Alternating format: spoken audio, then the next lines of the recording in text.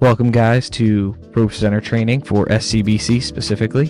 Today we're going to show you how to open ProPresenter and how to get a service running and any other additional details that you might need for a Sunday morning here at Southern Calvert Baptist Church. So what you're going to do is you're going to locate your bar on the Mac and you're going to select ProPresenter, and that is going to open up a new window for ProPresenter. And there is, this is how you will load a service on Sunday mornings.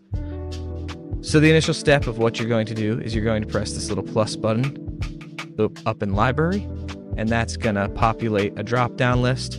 You will select Planning Center Service. This integrates with our Planning Center license. So if it's set up on Planning Center, you'll get exactly what is in there. So we're going to scroll down. That'll open up this new dialog window, and you'll look for worship services. You'll click on the little arrow, not over here, but on the arrow. That'll populate another drop-down field, and it'll always be the latest service. So we're going to choose June 9th. For this example, that is the service that is up and coming. You're going to hit select, and that is going to populate your service. Now, this says that this already exists. What we do is we always use existing, that way it doesn't create duplicate copies of anything inside the ProPresenter library. So we're going to hit use existing for all of these. And then there's your June 9th service. So let's start from the top. So first thing that you'll see is that the announcement slides is not in here. What you're going to have to do is you're going to have to come over to Canva, and you are going to find your announcement slides. You'll open that up, and then you'll hit the share button in the top right hand corner. Come on down to download. You'll change PDF to MP4 and press download. We're going to take a pause here while this downloads. Alright, so after your video downloads from Canva, you're going to see it pops up with a dialog box for you. How we name these is we're going to call it announcement slides. You're going to put the year, so 2024, then you're going to put the month, and then you will put the date of the service. So it'll be 2024-06-09. Now, we're not going to save to downloads. That's the default area that it saves. We're going to click over here on iCloud Drive, and we're going to come down to ProPresenter Media. And inside ProPresenter Media, we're going to choose Announcements and press Save. We do that because we have set up these things called smart folders within ProPresenter. You'll see those down here on the bottom left-hand corner. And inside those smart folders, we have one called Announcements. And you can see that it's already pulled the announcement slides we downloaded from Canva to iCloud. So now we're going to pull that into the service. All you're going to do is you're going to hold the left mouse button, and you're going to drag into the announcement slot. And there you go. You can click on it, and you can see that your video is playing over here in your preview window. You'll also see an inspector button up here. Now, for any video that you bring in, it is highly recommended to click inspector, come over to this icon, the properties icon, and click it, and make sure that, so for announcements, we want this on loop. For a video that you want it to stop playing automatically when it's done, you'll hit stop. But for announcements, we keep that on a loop on Sunday mornings. So you'll select loop, and then you'll just close out. So as you can see in the preview window, we're running our announcement slides. After we select the loop, we refresh the video by pressing play, and we're going to fast forward all the way to the end of the video. Once the video is done playing, since you selected loop, it should go immediately back to the start of the video and continue looping. We do this for announcements so that people can catch as many announcements as possible before the service happens. So again, make sure your announcement video is, in fact, on loop. The next thing that we have is the countdown. You also have a smart folder for your countdown down here. So you have all the options of countdowns. Typically, we tend to stay with the 3 Southern Calvert specific ones, which is this SCBC countdown, the orange SCBC countdown, and the gradient SCBC countdown. So for this Sunday, we're going to pull in this guy right here. You just click on it and you drag and drop. For Battle Belongs, we'll click the arrangements button. drop down to default, and it'll automatically populate the arrangement we have done before. Standing and Battle Belongs were already in our repository, and you were able to easily pull in the song. However, Forever Rain is not in our repository, so what we're going to have to do is add it. You'll see that here's the song name up here. You're going to track over to the right, and you're going to press this search icon. When that comes up, you'll see that it populates all these resources for you to choose from.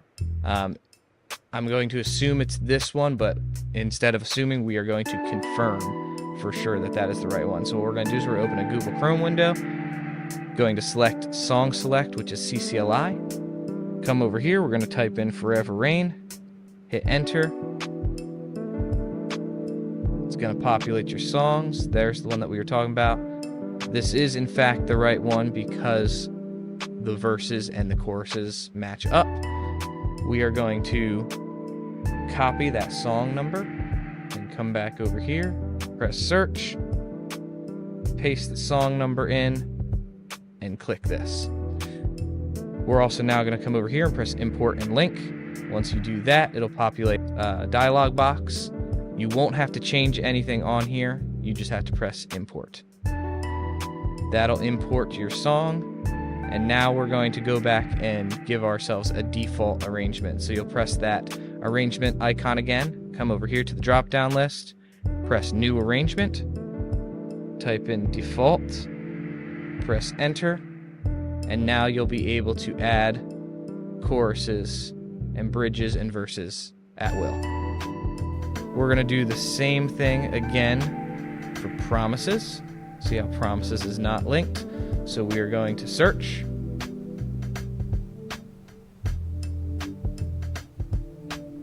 And I believe it's this one, but again, we're going to come over and verify. We are going to come back over to CCLI and type in promises.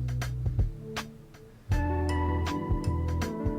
we are going to snag that song ID number and paste it in and select it.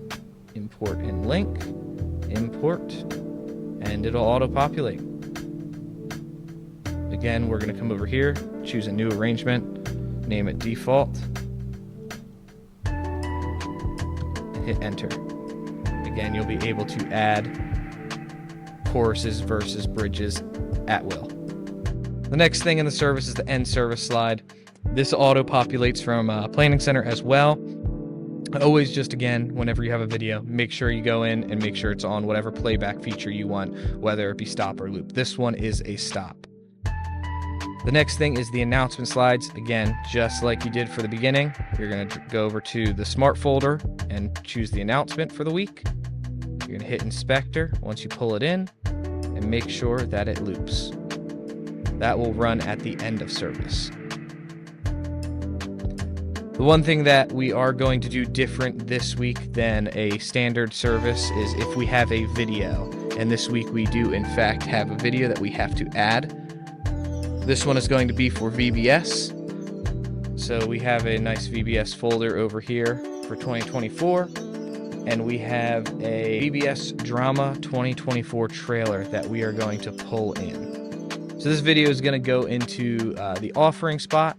So you'll find it wherever you saved it out on your computer, and we are going to pull that directly over into our offering spot.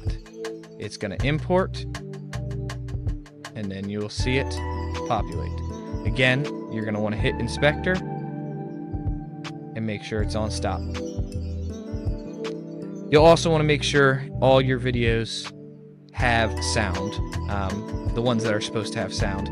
So your countdown and any video you have during your service. But just work with your sound tech to make sure that the video is there and that is working properly. Up here in the top right hand corner, you have an audience and a stage options for your screens. Stage is whatever your preview window is right now, is how we have it set up. It also will show on your leftmost monitor when you're sitting at the display computer. In order to turn that on, you'll hit stage and it'll light up green. Audience is for the congregation to see whatever is displaying, your lower thirds or anything. In order for the congregation to see them, you'll need to put audience on, and you'll know that they're both on when they're green. Another important note is that you see how this preview is set up. You have a time up here, and you see the video that is being displayed. When you click on a song, you'll see that your lower thirds are selected. That's what we want the congregation to see. However, this is an example of what the band sees on stage on the fold back monitor. We do want them to see a different display, so you can choose that down here and choose the worship display, and they'll get the current line and the next line. There is also you can't see it very well, but a dialog box down here for if we need to send them a message, which you can do down here.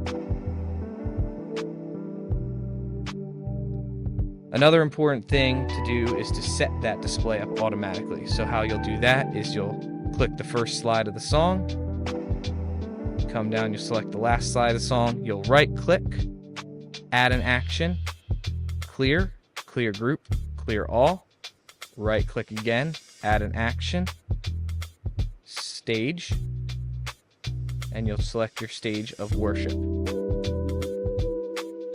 And then as you click through, it'll stay on that worship fold back monitor. It is crucial that you make sure that you're paying attention to your stage display to make sure that you're not just on what the congregation sees, but on what the band needs to see. If they're not seeing the current verse and the next line, you'll want to make sure you change that so that the band is able to follow and make sure they know what's going on. Now we're going to show you how to edit the sermon slides for a Sunday morning worship service. So you come over here on your left side, you'll click Sermon. You'll see that this is kind of an overview of the slides that are in the show right now. In order to edit those, you'll come up here and you'll click Edit. Now this is the active slide right now. What we're going to do is we're going to show you how to create a new pastor if we have a guest speaker coming in. So what you'll do is you'll just right click on any of the pastor slides and you'll duplicate it, and then you're going to highlight this and you're going to type in a first name and then a last name. First name is always white and the last name is always the SCBC orange. You'll also see in here that you always will have placeholders. You'll have a placeholder with verse that says do not delete and a placeholder without verse that says do not delete. Please do not delete those.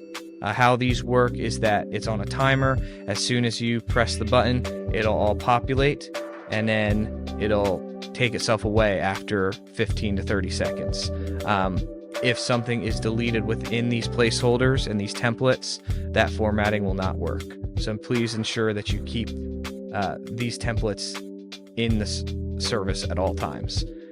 In order to create a new one, again, you'll just right click and you'll duplicate, and you can type in here whatever the topic is going to be. God's love, and the verse is John 3:16. And then we'll go back to show real quick, and you'll see that they're all grayed out. They're currently disabled, so in order to enable that, you need to right click and press enable. And then again, pay attention to our preview window. You'll click this and you'll see it populate. You can also disable, and we can go over here and enable the God's Love one, and that'll populate. And in about 15 to 30 seconds, it will remove itself.